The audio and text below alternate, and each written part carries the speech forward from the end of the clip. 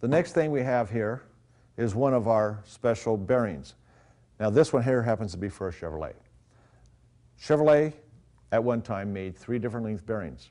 There was a long bearing, a medium bearing, and a short bearing. They've discontinued the medium bearing. They only make the short and long bearings. What we've done is we've engineered a bearing to be all 3. So all you do is you pull this collar right here apart, and you have 2 rings.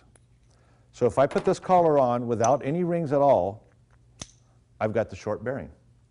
If I pull this apart and install 1 ring, I have the medium bearing. And if I put both rings in here, I have the long bearing. So you buy 1 bearing and you've got all lengths. Now, why do you need different length bearings? You can change clearances with ball studs, but all that's going to do is change the fork angle. If you've got a short bearing, you have to run a long ball stud to get the fork angle to be right. And a proper fork angle is what you need to get good clutch release. To do that, if you've got a short bearing, the fork may interfere with the pressure plate cover because you've got counterweight levers or counterweights or anything like that. It may interfere with the fork. You need to get the fork further back.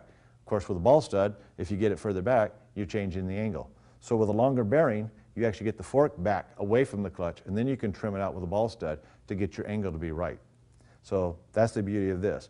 And like I say, also, invariably, a customer will buy this on a Friday afternoon. He wants to go racing tomorrow. He's putting this in at night, and if he's got just a regular bearing, he's always, if it's like me, Murphy's Law, he always bought the wrong bearing. This one here, you buy 1 bearing, you got it fixed. You don't have to worry about it.